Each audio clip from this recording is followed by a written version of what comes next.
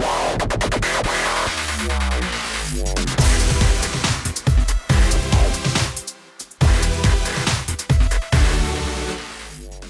everybody, it's Thursday, February 5th, 2026. Welcome to the NFL Fantasy Football Podcast. We're just ready to get this game started already. It's me, your man, MG Marcas Grant, joined by Michael F. Florio and LaQuan Jones.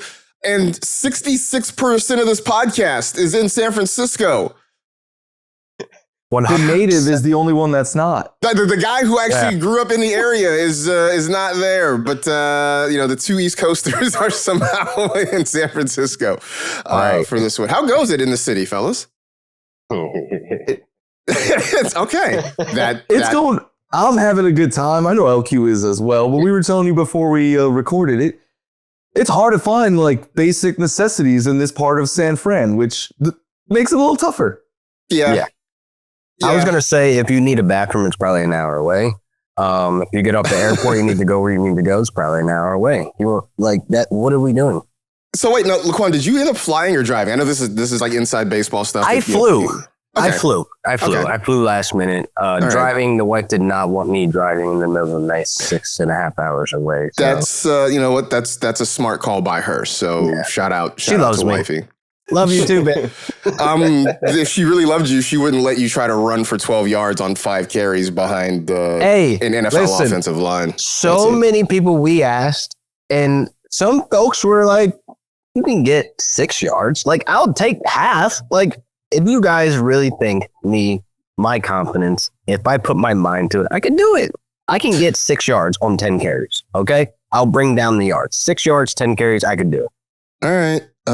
That's another conversation for another time. Anyway, I mean, it is. We got things to do on the show today. Obviously, we are 3 days away from Super Bowl 60 being played in Santa Clara. It's the Seahawks and the Patriots. We're going to preview that in our own special way. We also are going to give you our DFS, our captain's showdown lineup for the game as well. So all that coming and more. But I want to start with some news because the coaching carousel continues to spin. I believe we have all the head coaching jobs locked up, right? Like Clint Kubiak expected to become the head coach of the Raiders after the Super Bowl is over.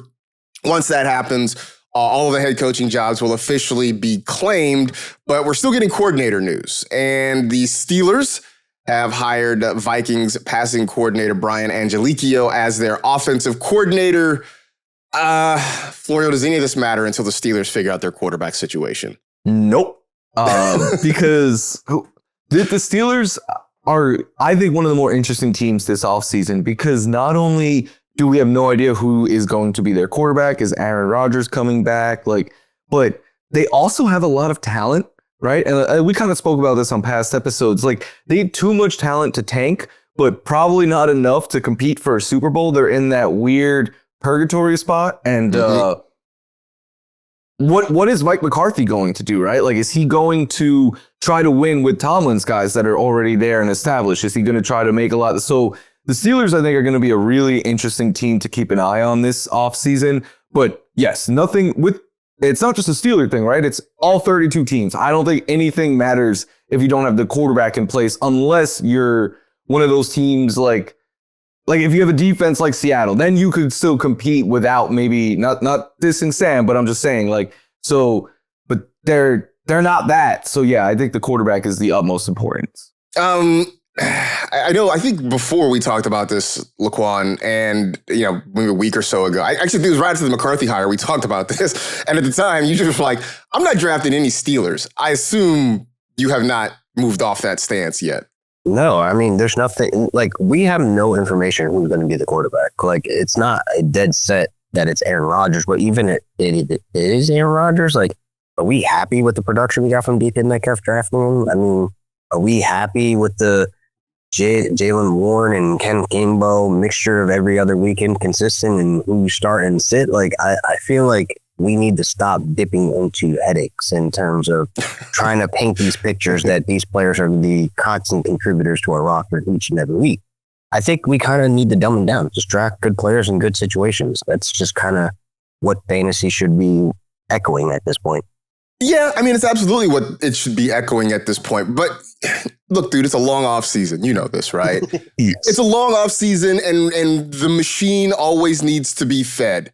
And that means someone out there, and this isn't an accusation, it's just the reality of the field we work in. Someone out there is going to come up with some sort of, they're going to dig into some advanced metric, right? They're going to be digging through next gen stats or some other advanced metrics tool, and they're going to come up with something, right? It's going to be like, oh, Mike McCarthy loves to call in breaking routes on 2nd and long, and this guy really excels in that. And like, we're going to pretzel brain ourselves into, this is why DK Metcalf can be a wide receiver 1 this year, right? Like, know it's going to happen, or it's going to be the, hey, you know what? Caleb Johnson might get a real shot this year. Maybe we should pay attention to him. I know that he was like a human sleeping pill on tape for you, LaQuan. I slept very well last night. I slept very well putting on his highlights.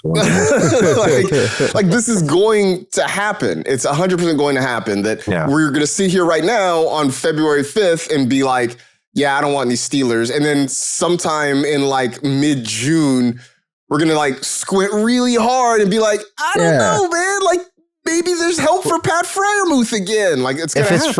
If it's free, it's for me. Put it like that. If they get cheap enough, if they're going in like past the 10th round, sure. Why not? If I need to fill in roster spots, some depth, like I get any Steelers players or any teams that are just in bad situation, I get them as depth pieces, but I'm not going to be sitting here painting this picture. They're going to be weekly starters, and I'm going to be relying on them to me get to the big dance in the fantasy championship. No, absolutely not. So, go ahead. Their new OC has been a tight ends coach at every level he has coached since 2007. Maybe he saw the vision that Arthur Smith had, and he's like, I can get even more out of those tight ends. Pat Freiermuth. I mean, this is how the drum beat starts, right? Like, this is how it starts. That's exactly Darnell Washington, Jonnu Smith, feed them all. Feed them all. Yeah. So I was I was kind of in an early Experts League mock draft. Our pal Bob Harris helped set up. And we'll talk about this more at length next week after the Super Bowl is over. But first Steeler off the board was Jaylen Warren with the first pick of the 5th round. I don't really know what to say. I mean, he was the first one. I don't have Warren there.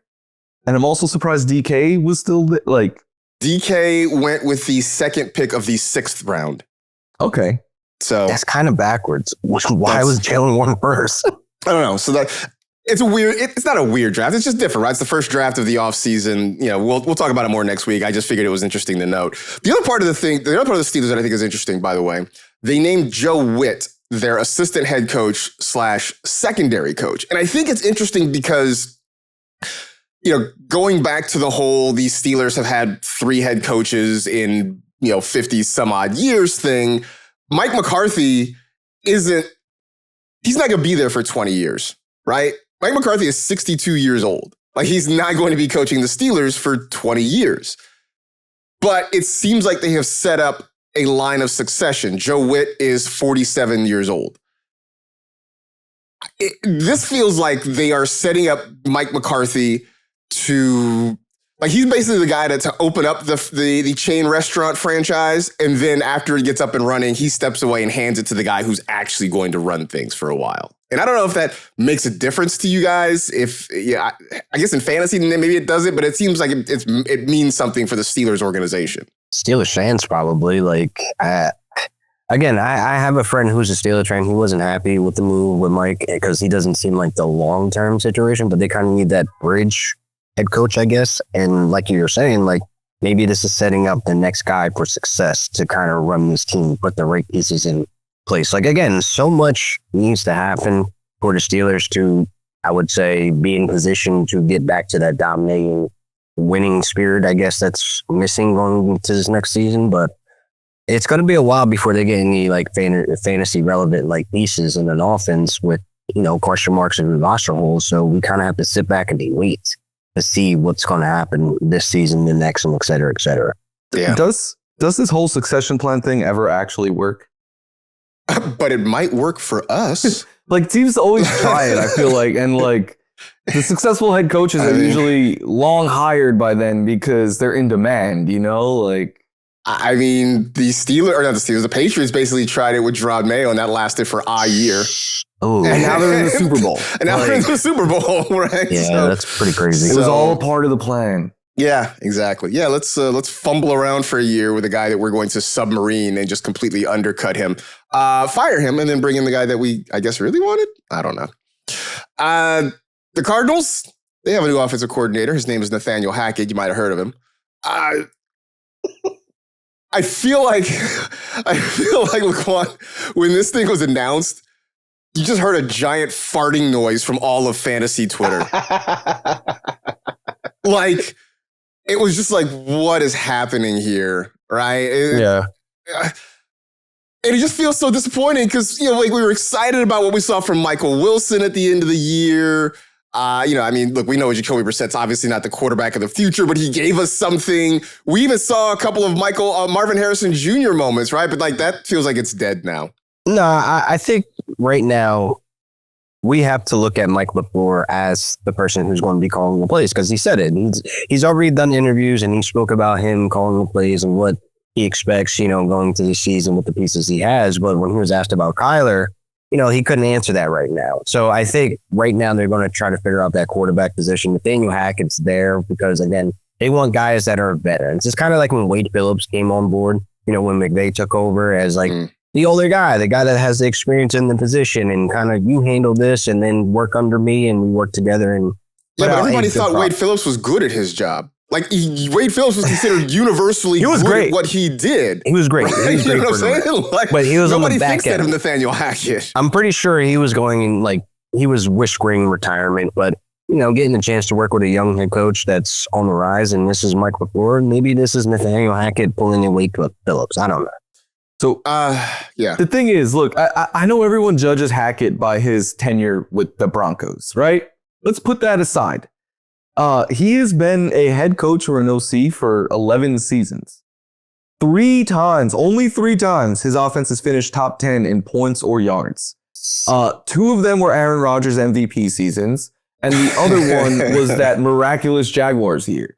Like, I don't know. I don't want to like be like, oh, he's awful, but like we have a long record of his offense. The history suggests ... It's not me. It's literally his resume. I'm just holding it up, you know, like. So that being said, and I thought this was interesting, at least it was interesting in my head when I was writing this down, Florio, is Trey McBride.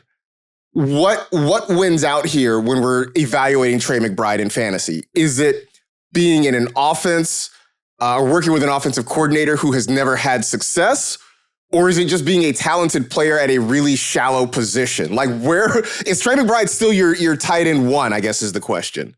Yes, but it's one of those interesting things where, look, the last couple of years, you've been able to take, like, I've ranked him as the tight end one the last 2 years, and you were able to get him without paying a tight end one, like the overall tight end one. He was going as like the tight end 2 or 3 in each of the last 2 years. Now he is going to not only be the first tight end off the board, you're going to have to pull him up because I think he's going to be an early second round pick in a lot of drafts, probably. If not early, definitely in the second round. So you got to decide, do you want to use that early pick on a tight end? I'm more worried about the quarterback than Nathaniel Hackett because LaFleur is, like LaQuan was saying, going to have a lot of influence on that offense. But even besides that, like you're paying for a career year. Like he had more touchdowns. He had double almost the amount of touchdowns this past season as he did his first 3 seasons. New high in catches and yards, all of that. Like we know how good he is.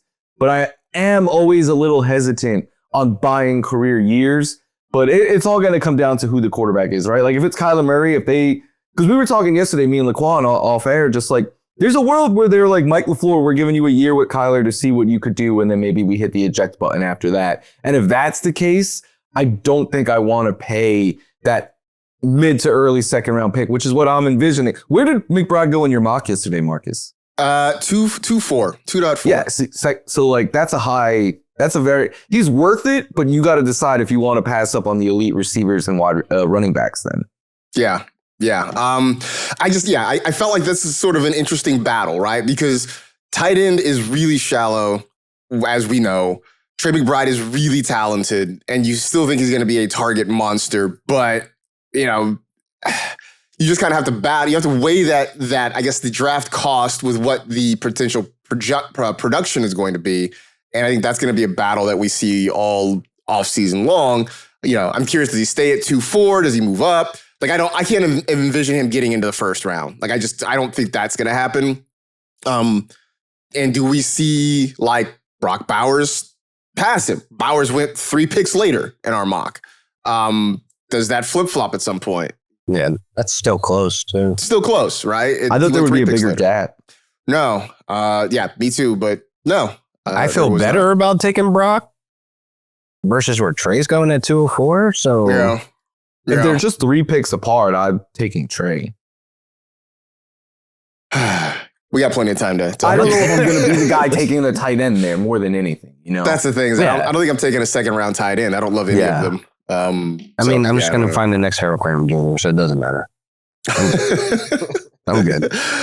All right, there we go. Last bit of news: the Jets have a new offensive coordinator, and his name is Frank Reich. Might have heard of him. Former Colts and Panthers head coach. The thing I put in the doc, which probably is unfair, saying bad teams staying bad for a reason. Maybe that's a little harsh on Frank Reich, but also you look at his record as an offensive coordinator, and it's pretty underwhelming for the most part. Like the couple of really good years he had as an OC or a head coach offensively, one was the miracle Carson Wentz, nearly an MVP season. Obviously, he ends up getting hurt, and then Nick Foles takes them to a Super Bowl. But that feels like kind of a miraculous year. And then his other really great year, he had Andrew Luck in what was ultimately Andrew Luck's final season. So you had a generational quarterback. Other than that, it's just been sort of meh. I'm going to go, I don't know what he is exactly, but he's had a rough string of luck lately, right? Andrew Luck retires, and then it was Brissett, it was Phillip Rivers. I forgot the Matt Ryan year when I was looking through his and then he goes to Carolina. He has, was it rookie? It was rookie year Bryce, and they gave him like 10 games. Like it just, like, I'm not saying he's great or anything, but that's a pretty rough string of luck. That's fair. But it's not gonna get any better.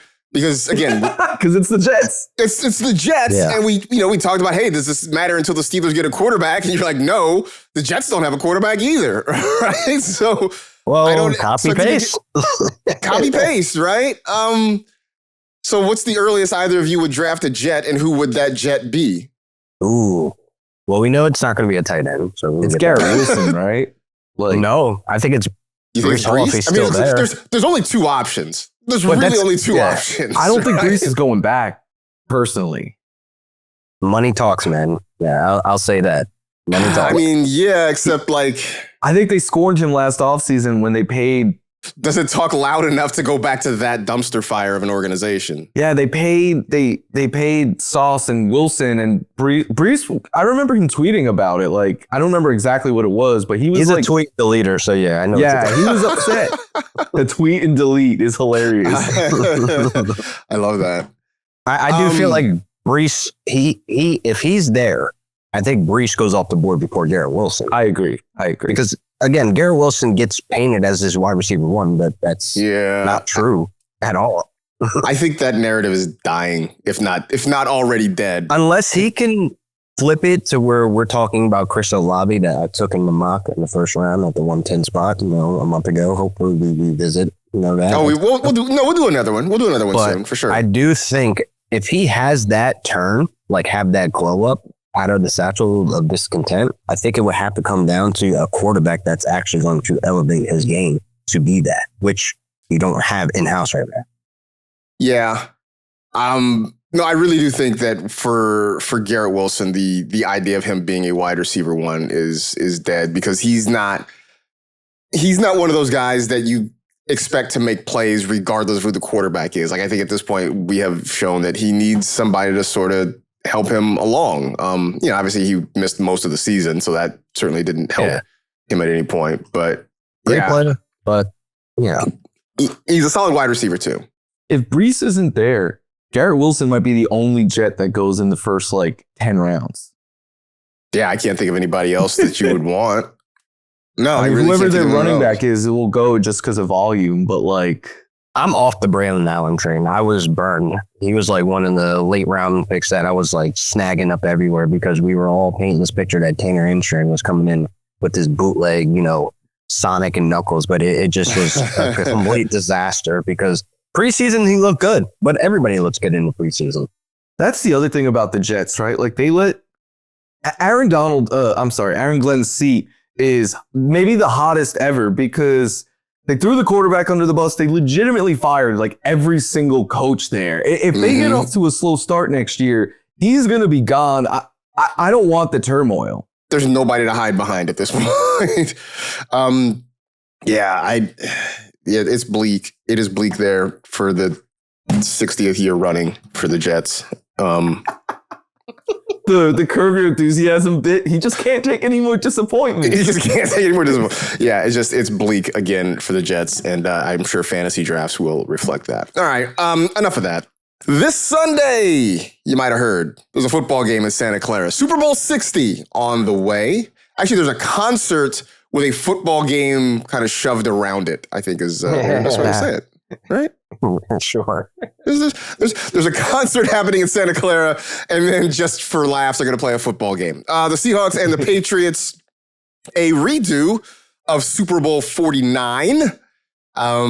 No word as to whether Marshawn Lynch will get goal line carries for this one. Don't know. I would love to see it. One's got to break it down. Hey, look, man, we're in. Marshawn grew up just across the bay from where you guys are. Did you guys see someone asked Mike McDonald, they painted the exact scenario. They were what would you do? And he was do I have beast mode in the backfield? Right. Look, man, he's no dummy. He at least knows the answer everybody wants to hear, right? Whether you do it in that situation remains to be seen, but he understands, he understands the assignment of what people want him to say. So shout out to him for that. But while we're talking about Seahawks running backs, as we dive into this one, Florio, can Kenneth Walker, who now is a workhorse by default there, can he beat what has been a very good New England run defense this weekend? I think so, because New England is one, I don't want to sound like I'm hating on them, but I think Walker is the best running back they have faced in the playoffs. And I would say probably the best one they have faced in a while. But we saw James Cook able to have success against them. So I don't think it's going, I think his success is going to come in very Kenneth Walker fashion, right? He's going to have a bunch of runs where he goes for a yard or 2 yards, but then he'll have a couple where he goes for 20 or 30 or something like that. So I think he hits a couple of big explosive chunk plays, and he has a chance to become, I got to ask him this the other day. I was you could become the 6th player ever with 100 scrimmage yards and a touchdown in 3 different playoff games. And 4 of the other 5 are Hall of Famers. He had no idea about it, but he was I hope I do it. So I'm hoping he's a little extra motivated now. Because as if a Super Bowl wasn't enough motivation. Yeah. So I was going back through the recent schedule for the Patriots, and the best running back they have faced in a while, week 17, they gave up 111 rush yards and a touchdown to Breece Hall on 14 carries. 14 for 111 and a touch. And that's against an offense. Well, one, the Patriots won that game 42-10. So it could have been a case of the Jets just trying to run out the clock. Breece hit a 60-yarder at one, late in the game, I think. Yeah, that's right. Yeah, he had a 59-yard touchdown where the starters in the fourth quarter. Yeah, so it could have just been hey man, we're just pulling everybody sort of thing. Go do your thing. Go get your I remember tweeting people are going to win a championship on this Breece Hall garbage time play. This useless play that meant nothing in the context of the game. It's you guys know the Chris Paul meme where it's Chris Paul hits huge 3 to cut the deficit to 47. Yeah, exactly. That's exactly what that was. I honestly feel if you are the Seahawks, I know they tried the whole Zach Charbonnet thing, and I will admit that I was suckered into it at the beginning of the season, but Kenneth Walker, to me, is the guy that you have to sort of give him 20 carries because sort of what you said, Florio, like he's going to have a few where he's trying to hit the home run and then hits like a weak dribbler back to the mound, right? He'll take the big swing and then he'll get you like a yard, maybe lose a yard, but then he'll barrel one up and he'll go for 30. Like, so I think you sort of, if you're the Seahawks, you kind of have to live with the bad plays because the good ones are going to be so game-changing. And so I think getting Zach Charbonnet out of the mix, and not that you wanted him to get hurt, but taking him out of the mix means you get more opportunities at those big plays. You get more swings and you get more chances to do that. And so that's, I think, kind of where you are right now if you're the Seahawks. Obviously, Jackson Smith-Njigba, LaQuan is kind of the big story offensively, right? He has been. I mean, he's a guy who is very much in the running for Offensive Player of the Year, has been great against literally everybody this year. Yeah. Do the Patriots have what it takes, a.k.a. Christian Gonzalez and maybe others? Are they the team that can finally slow down JSN? Well, they've had a couple of weeks now to really put the film on and see some of his strengths and weaknesses. And you have Christian Gonzalez that has put many stud wide receivers on islands. They're going to need a little help, though, because, again, I think we have to credit a lot of Cooper Kupp's presence in that locker room of just screening out the football IQ, because we're seeing Puka Nacua blow up into this mega star. Now we're seeing Jackson Smith-Njigba, explode onto the scene. And I got to say, like, Cooper Kupp, JSN, that's a combination that the Patriots are going to have to deal with. And I think JSN is going to need a lot of shadowing. Like, he's not going to be left one-on-one with Christian Gonzalez, because I think when you look at what the Seahawks do offensively in terms of disguise and decoy, like, you cannot forget about that other guy. That other guy can burn you. Rashid Shaheed could be that other guy. So I think that they're going to try their best to try to like suffocate JSN, but I have JSN having a huge game in the Super Bowl. I do too. I mean, yeah, same. He shows up every week, but he is especially showing up in the big situations. Yes. And Jackson Smith-Njigba has reached that level that we see of top flight wide receivers where in those gotta have it situations, the ball is going to him and somehow it still gets there anyway. Yeah. Right? Like, you see what this, like, it's what you see out of, the Puka Nacuas, the Jamar Chases, not this year, but in past years, Justin Jefferson, right? Like, it's those moments where, when everybody in the building knows where the target is going and somehow that guy still makes the catch and gets the first down or scores the touchdown or whatever it is. JSN is currently living in that neighborhood right now. Statistically, you could make an argument that it is the second greatest receiving season ever behind Cooper Kupp's Triple Crown. I know 17 games inflates the numbers and stuff, but like, he is the second most games with, I think, 90 receiving yards. He needs like, I think, like 70 yards to become the second most ever in a full season. Like, it's right now the top two are Cooper Kupp and Puka, by the way. Puka this year, actually, I believe. So JSN could surpass that. But yeah, what he's doing right now is just incredible. Yeah. He's had his 10 100-yard games this season. I mean, that's including the playoffs, but still, he's done it 10 times this year. It's pretty incredible what he's been able to do. Florio, the Seahawks win as long as Sam Darnold blank. I'm going to borrow from you, Marcus. Doesn't vomit on his shoes. I think me and LaQuan were actually talking with Nick Shook, who we're going to get on the pod at some point this offseason. Sweet, love it. He was saying, like, we were all talking and we all agreed, like, we think Seattle can still win even if Sam has a turnover or two. I think, though, if you get 2 turnovers is starting to play with fire, anything more than that will make it really difficult. Now, we've seen Seattle overcome that, but you put the odds against you when it's like that. So if Sam could just go out, he doesn't have to put up video game numbers, just take care of the ball, do what's asked of you, hit maybe a deep shot or two to JSN or Shaheed or something like that. And I don't think he's going to have to put up numbers like he did against the Rams. I don't think Seattle's going to have to put up points like that, like they had to against the Rams. So I think if he can just keep it where the defense and the run game could kind of do their thing, and then he'll just have to make some plays. And I think they could win.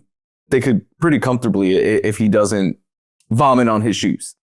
Same question to you, LaQuan. I assume the answer is something similar. Something similar. It's just don't give the Patriots opportunities, and that's you turning the ball over. Like, he cannot win this game, throwing 4 interceptions like he did against the Rams. I think he doesn't need to be the Superman of this game. He doesn't need to be the headliner, the storyline. Like, he could win this game throwing for 150 yards. Like, you have Kenneth Walker to kind of lean on and do all the work on the ground. Because, again, Sam Darnold has won games where he has had 0 touchdowns, where he has an interception, a turnover, and 0 touchdowns. This is something that he's been dealing with all regular season, where he can take the background and not be the main attraction. And then when he becomes the main attraction, he can be a pass to. So it's like, just go out there, play your regular game. Treat this as a week 1 game. Like, really just don't overthink it. Like, just go out there and do what you've been doing to get to this point. Yeah, I mean, I think that's really what it is. And, I always hate saying he has to manage the game, right? But I think that's kind of what it is, Just keep the engine moving, keep the line moving, make the easy throws when you have them. Maybe every once in a while, you got to make one of those tough, got to have it throws. If you can hit those, that's a bonus. But take the layups, man. Like, when they are there, take the layups. And whether that's, hitting JSN and letting him do his thing, whether it is just getting it out to, the random AJ Barner target or something like that. Just take those layups when they are given to you, and just play smart with the football. I think that's all you need to do, because everybody else around you is going to do their part. Little bit concerning. I don't know if you saw the report. Nicky Manwari had an ankle injury in practice. Yeah. We'll see how severe that is. That is huge. But that's potentially really, really big if he's not there. I mean, the guy that I think should be the defensive rookie of the year. As of this recording, we don't know what. As of this recording, we don't know what the award's going to be, but he seems like the odds-on favorite for that. So if he can't go or is hobbled, that's going to make a big impact for the Seahawks in this one. Previewing Super Bowl 60, we talked about the Seahawks. Now let's talk about their opponents from the American Football Conference, the New England Patriots.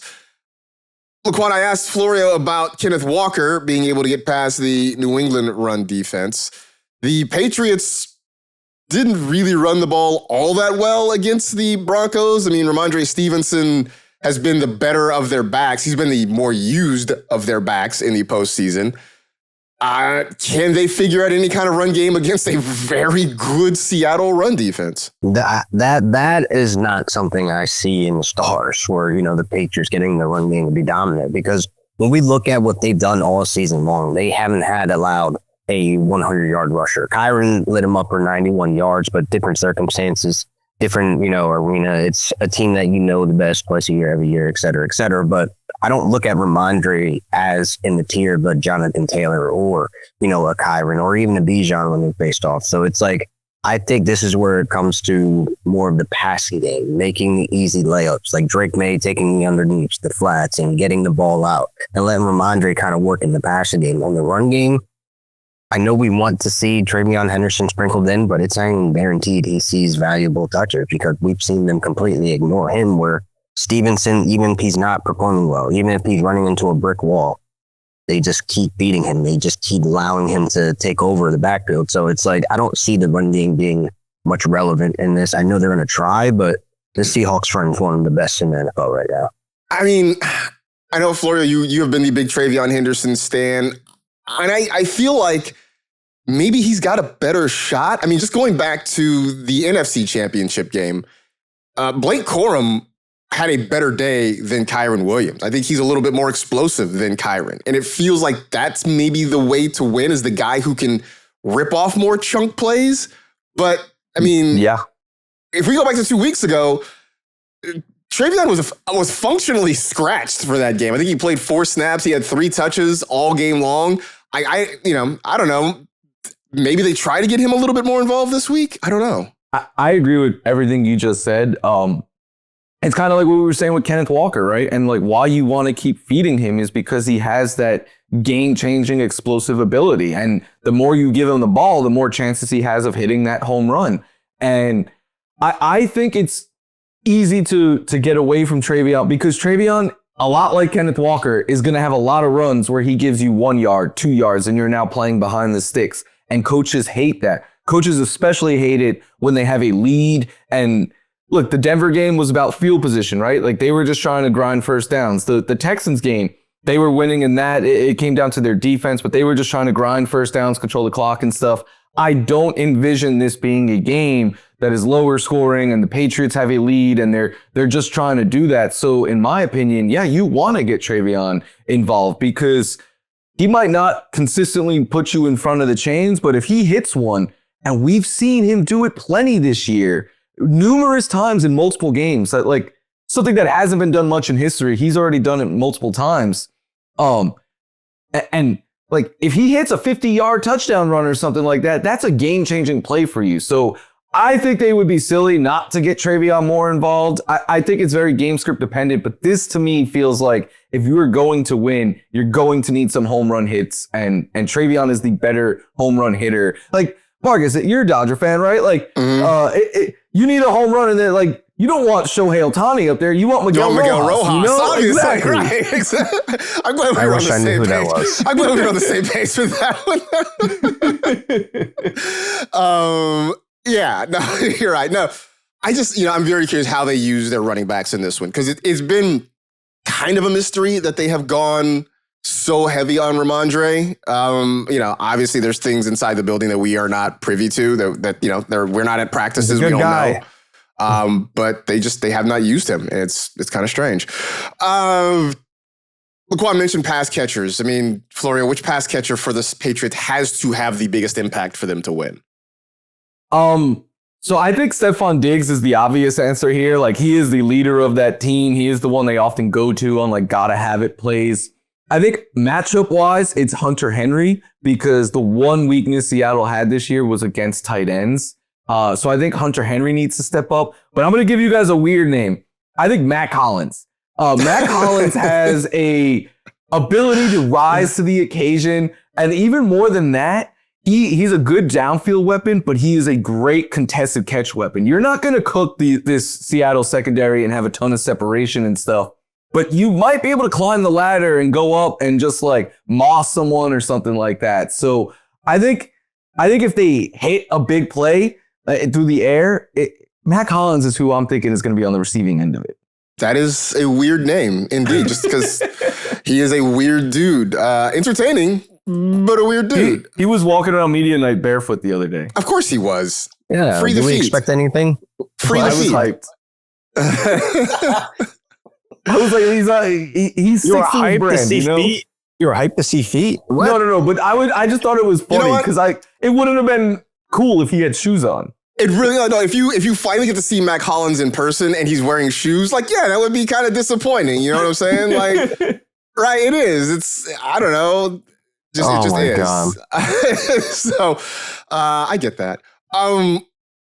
We talked about Sam Darnold and what he has to do or not do maybe for the Seahawks to win. LaQuan, Drake Maye, for better or worse, this is not a judgment. This is not an argument. He is in the MVP race, right? He is a finalist. Talking about this? I'm just saying. We won't be after tonight. I'm setting up the question. That's all I'm saying. He's there because he has been a big play machine for this offense. He has been the spark in this engine. Does he have to be, can he get away with just being average, or does he have to, again, kind of be, I won't say a superhero, but does he have to be above average for the Patriots to win? Absolutely. I mean, obviously, we're looking at Drake Maye in that space of MVP, whatever. But looking at this game, like, this is a defense he hasn't faced. This is a defense that, we understand. We look at Drake Maye these last couple of weeks, these last couple of games, in the last 3 games in the playoffs, he has not been great. I mean, less than 60% of your passes are being completed. You only have 4 touchdowns, 2 interceptions. Nothing to write home about. This is the big dance. He's going to have to play next level type of stuff. They're going to have to draw these things up that they haven't done all season. Like him getting away with stomping the Raiders. And I think the Browns game was pretty impressive from him, actually. But if he plays similar to that way, then he will have a fighting chance. Because again, they're flying around. I do think with the defense, the secondary, them flying around, the linebackers, they're going to try to take that underneath away. So with them being such high flyers, sideline to sideline guys, he's going to have to process really fast of what's going on. Like, he's not going to have those easy layups that he's had all season long with, I would say bottom tier, mid-average type of defenses that don't have the type of players that the Seahawks have. Oh, and I would say the AFC Championship game might be kind of a lesson to take away, right? Because the Patriots offense really did nothing. Their only touchdown was set up by Jarrett Stidham just basically putting a bow on the football and handing it over to New England, right? I mean, that was how they scored their only touchdown. Other than that, they marched down the field. March is maybe too strong a word. They moved the ball down the field. Tiffy-toed. And got a field goal, right? Like, that was the extent of their scoring in that game. I know the second half was played in a blizzard, et cetera, but even in the first half, when the sun was out and the weather wasn't bad, still not an excuse. They couldn't move the ball. They just couldn't. Yeah. And so, like, I think they're going to have similar issues with the Seahawks defense. You talk about the guys flying around in that secondary and the guys up front, right? The guys who are the run stuffers, the disruptors in the trenches, I think are going to cause problems for this offense. So unless they figure something out in the last 2 weeks, I feel like we might see a redo of kind of what we saw a couple of weeks ago. But, instead it won't be snowing because it's Santa Clara. And if it were snowing, then we'd have real climate issues. It's just different talk. Question for both of you, and Florio, you can start with this one. Which player, you can pick either team, any position, offense, defense, special teams, do you think will be the most important in this one? It's who you were just talking about. It's Drake Maye, in my opinion, because Seattle, I tweeted after the championship games that Drake Maye had by far the worst EPA of any quarterback to reach the Super Bowl playoff EPA in the Next Gen Stats era. And I had a bunch of Patriots fans being in my mentions like, well, you're not mentioning the defenses that they played and the weather. Okay, it's going to be good weather this week. It's that you don't have to worry about. But they're playing a great defense. Maybe even the best. Like, you could make an argument that this defense is, I think Houston, but you can make an argument that Seattle's the best in the league. And unlike those other matchups, right? Yeah, Jarrett Stidham isn't on the other side. You don't have, maybe Sam Darnold goes full CJ Stroud. I'm not banking on that. There was no Nico Collins in that game. And then the Chargers, they had 3 of the worst graded O-linemen playing in that game. Like, you're going to have to score points because even if you could slow down Seattle's offense, their defense puts up points. They're special. Like, they could beat you in so many different ways. And I just think they are in my opinion, the far superior roster. So Drake Maye needs to be what he was in the regular season, right? Like, he needs to be highly efficient. He needs to be connecting on the deep ball at a super high rate. And he's going to need to use his legs both to create time to throw and to just scramble. So if Drake Maye doesn't put on his cape, I think it's going to be a tough game, like a really tough game for the Patriots to win.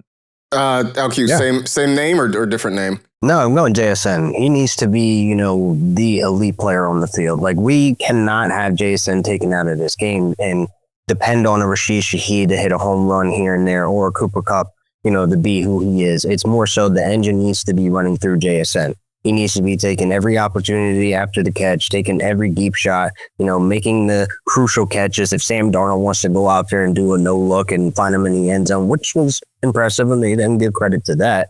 And I think, JSN on the Seahawks side, he gives them the best chance. I think we look at the Patriots, they're the underdogs, first time since 2001 and it's the Rams or whatever. But looking at it where if JSN is not working at his best, this is a chance that the Patriots can squeak away a win. Like, we talked about them these last 3 games in the playoff. They end up winning these games, even with the circumstances and handicaps, weather, whatever the case may be. But it's like, if JSN is not top tier, then I could see the Patriots kind of squeaking away a win with their defense and field goals. I think the real answer probably is Drake Maye, but I'm gonna throw one out here for Kenneth Walker in that he doesn't have to be great, but he basically needs to hit more doubles and maybe the occasional home run. But I need more doubles and triples than I need ground outs. All right, and you're not going to change his running style, right? Like, it's too late for that. You're not going to all of a sudden make him a different running back than who he's always been.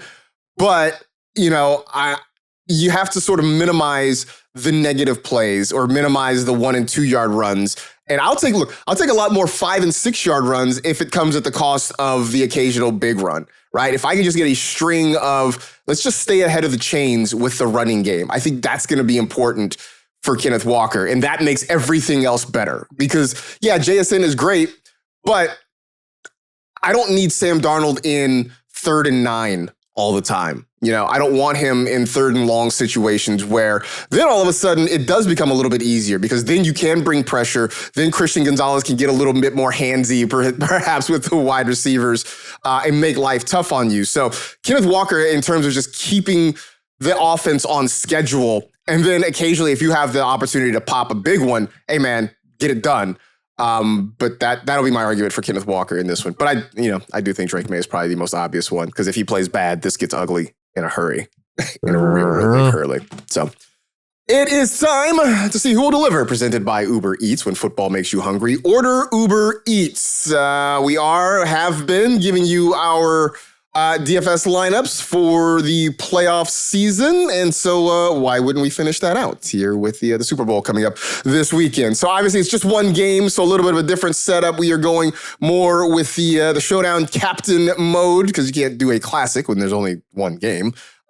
So we each put together a lineup. So basically, for those of you who are unfamiliar, the Captain mode is you pick one captain, as the name suggests, and that player gets you 1.5 times the points. And then after that, you get 5 flexes to fill in the rest of the roster. So, LaQuan, if you don't mind, could you take us through your lineup? Absolutely. With $400 to spare in the salary remaining, I win JSN as my captain. And obviously, we talked about why he needs to be the most valuable player. I think he has a huge game. Then I double stacked, with Sam Darnold and then Stephon Diggs. I really feel like this is a game, this is the big dance. This is a moment he's been waiting for to perform at the top level. So I think we see a lot of Stephon Diggs in this game as well. Hunter Henry, he is the red zone bully. So I honestly think, we may see a mixture between Hunter Henry, maybe Austin Hooper finding the end zone. I think that would be pretty hilarious to see Austin Hooper score. But defense, obviously, we're going with the best on the field. Seahawks, I think they're a defense that's going to be capitalizing on all turnovers, creating turnovers, et cetera, et cetera. And then I threw in my guy. This was just kind of like a fun movie. Cam Akers. He's going to probably be elevated, from the practice squad. And I would love to see him, get some carries and maybe, bust a long one off and maybe fall into the end zone. So that one was just fun that I could put his name on this paper for the Seahawks in the Super Bowl. I had a jump scare when I saw him in the list. I was like, it was a second. I was like, wait, did DraftKings screw up? Did they put a wrong player in there? Like, oh wait, no, that's right. He's not. That's where he is now. I really had to talk myself through that one for sure. It's crazy. Florio, what's your lineup? Just like LQ, I have JSN in the captain spot. I think he has a big game this week. So I went with the stack there, though. I got Sam Darnold in as well. And then we spoke a lot about Kenneth Walker. I think he is very important in this game, so I got him in there. Then I got Rashid Shaheed because I was like, there's a chance that he could hit a home run as a receiver or a kick returner. So you just get big play is what I'm hoping for there. So that's 4 Seahawks, right? So then I needed a couple of Patriots. So I went with 2 that I've already talked about, in Travion Henderson and Mac Hollins. This lineup, the floor, it's low, right? But the ceiling is high. Like Travion and Mac might give you nothing. And Shaheed is very boom or bust as well. But if they all have a chances of just having big plays going off. So in a tournament like this where, you kind of need upside to win, I went with a little bit of a weird lineup, but one that I still feel pretty good about. All right. No, I like it. It's definitely a big swing, right? You're right. It could be, or it could be like, wow, man, he really, he really crushed that one for sure. No, this guy cooked. Right, exactly. Well, I'll make it unanimous. I have JSN as my captain as well, because why wouldn't you? I decided to pay up for Drake Maye. And again, it could just be mid, right? Like there's a very real chance that it's just kind of a mid stat line for Drake Maye. But if maybe he does cook, then I feel good about that. And I kind of went with a little bit of a triple stack with Drake Maye, Hunter Henry, Kayshon Boutte, for some of the reasons you talked about, kind of with Mac Hollins. Like Boutte has been more of the downfield guy. I don't know if he's able to get behind the defense there for Seattle, but if they're going to take shots, it could be with Boutte, so I gave him the shot. And I think Hunter Henry is kind of he's more of the move the chains guy for this offense. So he's potentially going to get hit with a lot of targets. Seahawks defense, because, in case things go well for them, it's probably because their defense is getting sacks, maybe getting a couple of turnovers, that sort of thing. And then I took Rashid Shaheed kind of for the same reasons you did, Florio, because there's the potential for him to hit a big play. Like, it could be the thing where he might only have one catch, but that catch could go for 65 and a touchdown sort of thing. So, so I took a shot on him. So I went with, what did I get? 3 Seahawks, 3 Patriots, just split it kind of down the middle, 50-50. So there you go. That was Who Will Deliver, presented by Uber Eats. When football makes you hungry, get game day deals on Uber Eats, the official on-demand delivery partner of the NFL. Order now. All right. Now the moment you've all been waiting for. Probably not, but I like to say that. We are going to give you our picks. LaQuan, give me your winner, your score, and your Super Bowl 60 MVP. I'm going to go 23-17, and I'm going to go Patriots. Ooh. Patriots. I'm going to go against the grain. It'll be different. Are you going against the grain, or are you just trying to get out some hurt feelings? Listen, I have no horse in this race. I honestly think the Patriots that deep sigh tells me otherwise, but okay. Listen, look, I win either way, right? If the Patriots win, I look like a genius because all of America's going Seahawks. And then if the Seahawks win, they get to win in the 41er Stadium, and it's kind of a sting you guys got to live with. It's not. You act like I care about this. Like, I really, truly don't care. Like, I know you said at the beginning, remember, like, midway through the season, you're like, the Rams are going to win the Super Bowl in the 49er Stadium, and you won't be able to say anything, which, side note, would have made it really difficult for me to do this show if that was really the case. And I'm just like, yeah, man, people win. It's like, I don't know. Like, 5 years from now, I'm probably not going to remember the game was played in Santa Clara. Like, I'm just not going to remember that at all. Yeah. Listen, I know you don't represent most of the 40-winers, but hey, man, that would have been such a beautiful write-off. Like, you guys can never say anything else ever again. But, whatever. I hate to inform you, I would have said a lot regardless. I know you would have. I know you would have. Partially because I get paid to say things behind the microphone, so I like having my job. Florio, winner, score, and MVP. I'm going with Seattle. I originally this week I said 23-17, ironically enough. And I said it was going to end on a Drake Maye red zone interception, just because vibes, right? But I'm starting to think it's going to be a little like 27-17 now is kind of the way I'm feeling. I do think Seattle is just a superior team. I think they might be them and the Rams, I think, are the most well-rounded rosters in football this season. And then for MVP, I want to say JSN, but I feel like it'll go to Sam because it's a quarterback award. I was originally thinking which defensive player, but I'm like, they have so many studs on defense that it's hard to just pick one. I'll say JSN, though. I think JSN gets the MVP. All right. Wait, LaQuan, did you give us your MVP? I was going to go JSN MVP. I mean, honestly. Ooh, even on the losing side, huh? No, I'm just saying if the Seahawks win, then it will probably be JSN. But if I had to pick Patriots, I guess it will go to Drake Maye. Yeah. Like, who else would it go to? Yeah, I feel like if the Patriots win, it has to be Drake Maye because he would have been the guy. Unless Steph Diggs has a big game, that's the only other one I could see maybe. It's a vibe-based thing too, Honestly, like, so here's my pick. I got the Seahawks winning. I'm going chalk. 30-20 is the final score I have. I've got JSN as the MVP. But the thought of like Cardi B on the podium with Stephon Diggs celebrating a championship and an MVP would be pretty entertaining. That'd be pretty epic. That'd be entertaining. If they win, it doesn't matter. He could have 8 yards. She's going to be out there going crazy. Yeah. I don't know if you saw our pal Cam Wolf got to interview Cardi after the after the AFC Championship game. So that was really fun. I don't think it's going to happen. Hey, script writers. It'd be entertaining.